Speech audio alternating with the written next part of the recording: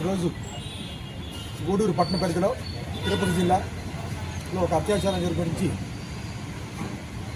ఒక private college యువతకి intermediate second year చదువుతున్న ఒక పాప వెళ్తుంది.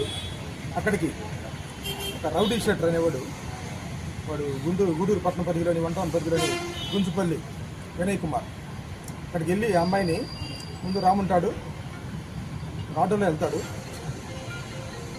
అమ్మ చెప్పే పరిణామంలో ఆటోలో వెళ్ళి అక్కడ రాముంటే రాదు, లేకపోతే నేను ప్రేమిస్తున్నా అని చెప్తాను. అంతకుముందు వార్నింగ్ ఇవ్వడం జరిగింది 2 years బ్యాక్. మళ్ళీ వార్నింగ్ ఇస్తే అప్పటి నుంచి లేదు. మళ్ళా నెక్స్ట్ డే ఆడు కాలేజీ వద్దకు వెళ్ళి అమ్మాయిని బలవంతంగా ఇచ్చుకోవడం, ఆటోలో ఎక్కించుకొని లేకపోతే మీ వాళ్ళని బెదిరిస్తానికి చంపేస్తానికి బెదిరించడం జరిగిందని చెప్పి అమ్మాయి చెబుతుంది. తర్వాత అదే గూడూరు టౌన్ పరిధిలో గాంధీనగర్ పరిధిలో నిర్మానుష్యంగా ఉన్న కొన్ని ఇళ్ళు వదిలేసిన ఇళ్ళు ఉన్నాయి. అక్కడికి తీసుకెళ్ళడం జరిగింది. కొంచెంసేపు అమ్మాయిని రిక్వెస్ట్ చేశాడు, బతిమలాడాడు, బెదిరించాడు. ఇది జరిగి లాస్ట్కి ఆ అమ్మాయిని అత్యాచారం చేయడం జరిగింది. ఆ అమ్మాయి ఇంటికి వచ్చి చెప్పకుండా లైజాల్ అంటే మన క్లీన్ చేసుకుంటాం కదా, ఫ్లోర్ క్లీన్ చేసుకునేదాన్ని ఇంట్లో తాగడం జరిగింది భయంతో.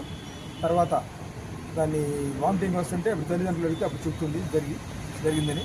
దాని మీద ఆ అమ్మాయి మీద అత్యాచారం చేసిన వాడి వినయ్ కుమార్ మీద కేసు రిజిస్టర్ జరిగింది. అతనికి కూడా 2 పార్టీలు మనం క్యాచింగ్ కోసం పెట్టడం జరిగింది.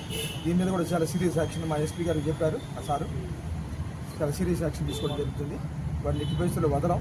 ఇలాంటి ఆడపిల్లల మీద అఘాత్యాలు ఈ జరిగితే మటుకి ఏ ఒక్కరికైనా అందరూ మిగతా వాళ్ళకు రిమైనింగ్ పీపుల్కి కూడా షీట్లు ఓపెన్ చేయడం జరుగుతుంది.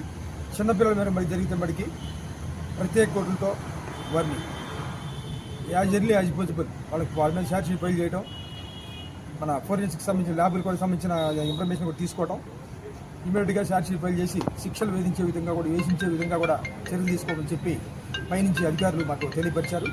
ఆ విధంగా చేస్తాము. వారి మీద సీట్లు కూడా ఓపెన్ చేయడం జరిగింది. ఇంకా 2 కేసులో ఇన్వాల్వ్ అయ్యి పీడీ యాక్ట్ కూడా వాళ్ళ మీద ఇంప్లిమెంట్ చేస్తాము. అందువల్ల ఇలాంటి ఆడపిల్లల మీద అఘాయిత్యాలు జరుగుతున్నప్పటికీ చాలా సీరియస్గా యాక్షన్ తీసుకోమని చెప్పి మా పై అధికారుల నుంచి అధికారులు ఆదేశాలు ఇవ్వడమైంది. అందువల్ల జాగ్రత్తగా ఎవరి పని వాళ్ళు చేసుకోవాలి తప్పితే ఆడపిల్లల జోలికి వెళ్ళి వాళ్ళ జీవితాలు నాశనం చేసుకొని పోవద్దని చెప్పి మీ ద్వారా యువతకి హెచ్చరిస్తున్నాను. ప్రస్తుతం